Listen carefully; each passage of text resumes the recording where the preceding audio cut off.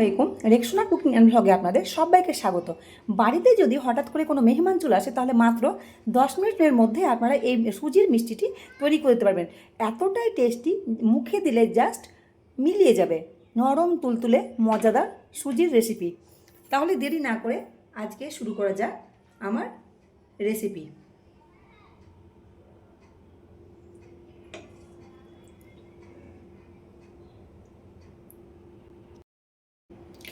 এই মিষ্টিটা বানানোর জন্য প্রথমে আমি একটা শিরা রেডি করে নেব। তার জন্য আমি একটা পাত্র বসিয়ে দিয়েছি গ্যাসে, তবে এখনও গ্যাসটা অন করিনি। দিয়ে দিলাম 1 কাপ পরিমাণ চিনি, আর এই 1 কাপে মেপে দিব আমি 1.5 কাপ পরিমাণ পানি।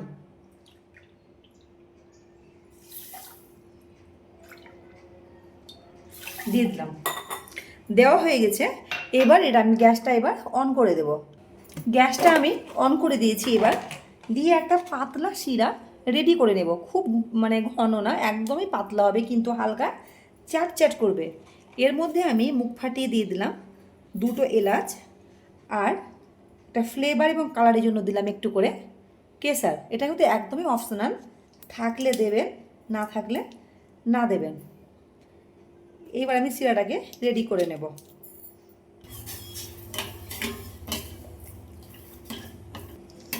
দেখুন চিনিটা কিন্তু একদম গলে গেছে, আর শিরাটা আমার কিন্তু একদম রেডি হয়ে গেছে। তাহলে এই পর্যায়ে আমি গ্যাসটা অফ করে ঢাকা দিয়ে রেখে দেবো। এটাকে গ্যাসটা অফ করে দিলাম, একটা ঢাকা দিয়ে দিলাম। এটা আমি সাইডে সরিয়ে দেব। আমি একটা কড়াই বসিয়ে দিয়েছি, শিরাটা অন্য সাইডে সরিয়ে দিয়েছি। দিয়ে এখানে আমি দিয়ে দিব 1 কাপ সুজি। আমি এই কাপ মেপে কিন্তু আজকে মিষ্টিটা বানাবো। অবশ্যই একটা কাপ কিংবা বাটি সেট করে নেবেন। সুজিটাকে ভালোভাবে একটু প্রথমে ভেজে নেব লো টু মিডিয়াম ফ্লেমে। আর ভাজতে ভাজতে আমি এখানে 1 চামচ ঘি নিয়ে নিয়েছি। ঘি দিলে সুজির ফ্লেভারটা মিষ্টি ফ্লেভারটা কিন্তু ভীষণই ভালো আসবে। এবার আমি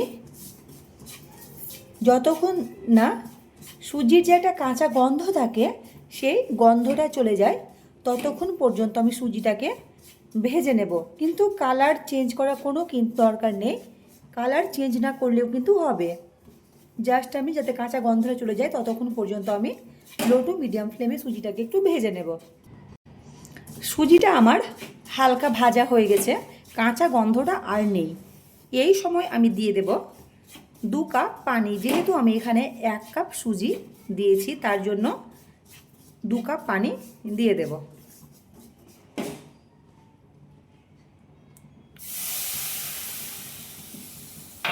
প্রথমে একটু নেড়ে নেব, তারপরে আরও 1/2 কাপ আরও 1 কাপ পানি দিয়ে দেব। আর 1 কাপ দিয়ে দিলাম। ভালোভাবে একদম মিশিয়ে নেব।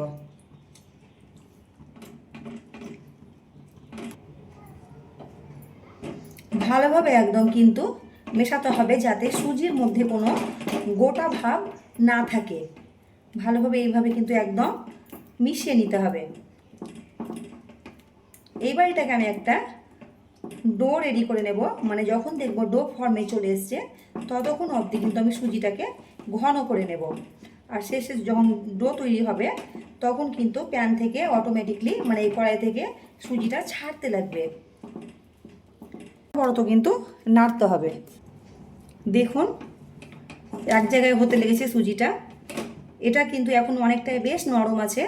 এটাকে আমি আরেকটু শক্ত করে নেব। এত নরম আমি রাখবো না।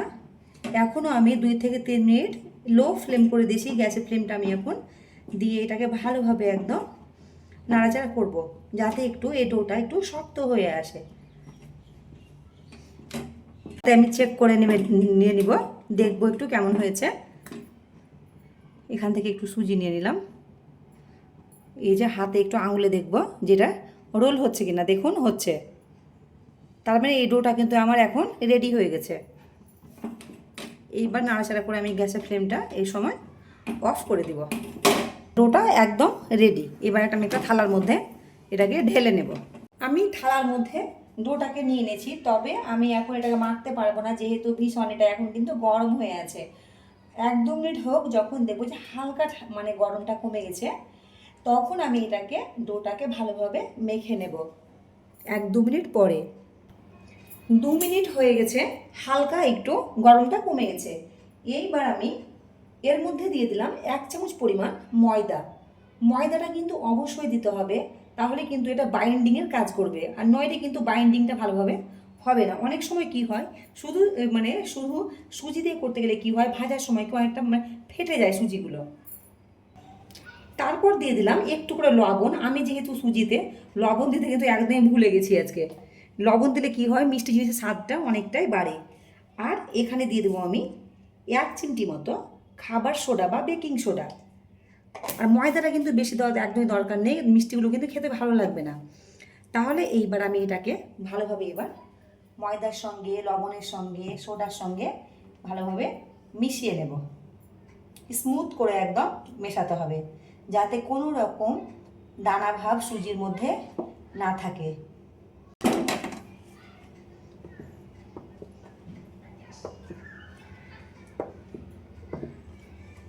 যদি মনে হয় যে হাতে লেগে যাচ্ছে, বেশ অনেকটা চ্যাটচ্যাটে মনে হচ্ছে, তাহলে কিন্তু হাতে ঘি লাগিয়ে নেবেন একটু, দিয়ে কিন্তু ভালোভাবে আবারও মাখতে লাগবেন, তাহলে কি হাতে লেগে যাবে না। আমি দেখুন হাতে একটু ঘি লাগিয়ে নিয়েছি, এবার ভালোভাবে মেখে নেব। আবারও ঠেসে ঠেসে মাখতে হবে। বারবার বলছি, লক্ষ্য রাখবেন যাতে কোনো গোটা ভাব বা দলা ভাব না থাকে সুজির মধ্যে।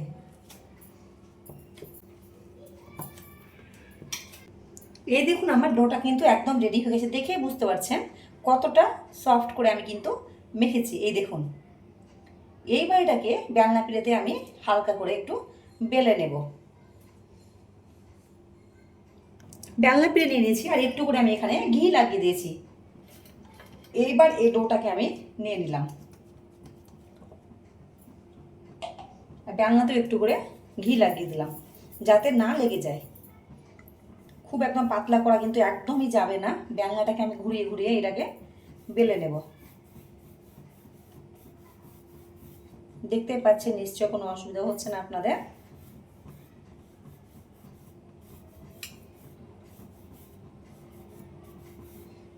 হয়ে গেছে বেলা।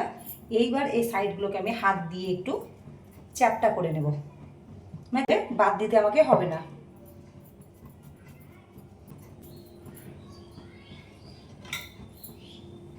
আরও একবার হালকা বেলনা চালিয়ে দিলাম। এইবার আমি এটাকে কাট করে নিব। এইবার আমি একটা চাকু নিয়ে নিয়েছি, আর চাকুর 2 দিকে একটু ঘি লাগিয়ে দিয়েছি। এইবার আমি এইভাবে চৌকোভাবে শেপ দিয়ে নিব, এইভাবে দেখুন।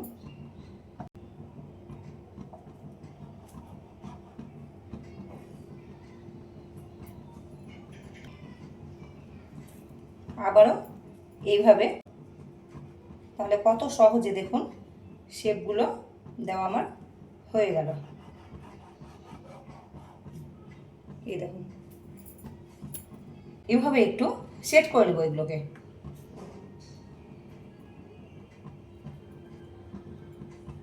দেখুন কতটা সুন্দর হয়েছে, কতটা সুন্দর লাগছে দেখতে। দেখুন সবগুলো আমার রেডি হয়ে গেছে। এইবার এগুলোকে ভেজে নেওয়ার পালা। এবার আমি ভেজে নেব এগুলোকে।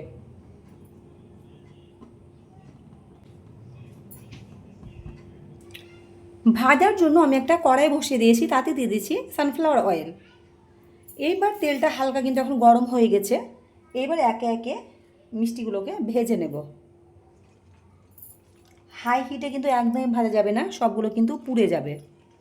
আর সবগুলো মিষ্টি একসঙ্গেও কিন্তু ভাজা যাবে না, যেহেতু এগুলো হালকা কিন্তু ফুলে যাবে, যেহেতু বেকিং সোডা দিয়েছি। 2-3 ব্যাচে ভালোভাবে আমি এগুলোকে ভেজে নেব। এইবার আমি উল্টে দিলাম।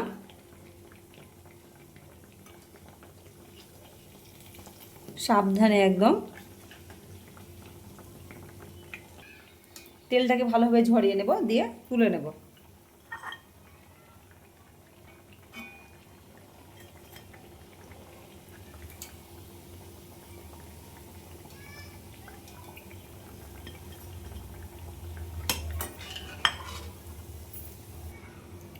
একই রকমভাবে সবগুলো মিষ্টি আমি ভেজে নেব।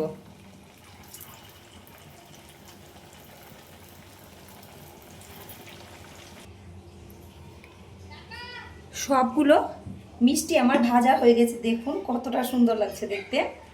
আর এই শিরাটা যেটা আমি আগে থেকে তৈরি করে রেখেছিলাম সেটা একটু ঠান্ডা হয়ে গেছিলো, তাই আমি আর একবার গরম করে নিয়েছি শিরাটাকে। দেখুন কালারটা কতটা সুন্দর লাগছে, সামান্য একটু জাফরান বা কেশর দেওয়ার জন্য। এইবারে একে একে আমি এগুলোকে মিষ্টিগুলোকে শিরার মধ্যে দিয়ে দেব। 5 মিনিটের মধ্যে কিন্তু রসগুলো একদম কিন্তু বা শিরাটা টেনে নেবে, বড় বড় হয়ে যাবে মিষ্টিগুলো।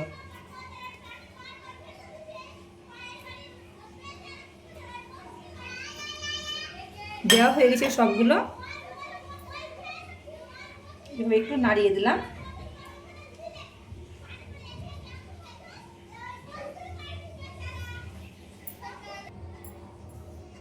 এগুলোকে একটু উল্টে দিলাম, যে সবগুলো মিষ্টি ভালোভাবে শিরাটা টেনে নেয়। একটু নাড়িয়ে দিলাম, দিয়ে আমি ঢাকা দিয়ে দিলাম 5 থেকে 6 মিনিটের জন্য। 5-6 মিনিট পরে আমি আপনাদেরকে ঢাকাটা খুলে দেখাচ্ছি। 5 মিনিট পরে আমি ফিরে এলাম, দেখুন কতটা কিন্তু শিরাটা টেনে নিয়েছে, মিষ্টিগুলো কিন্তু বড় বড় হয়ে গেছে। আমি একটা প্লেটের মধ্যে সার্ভ করে আপনাদের দেখাচ্ছি।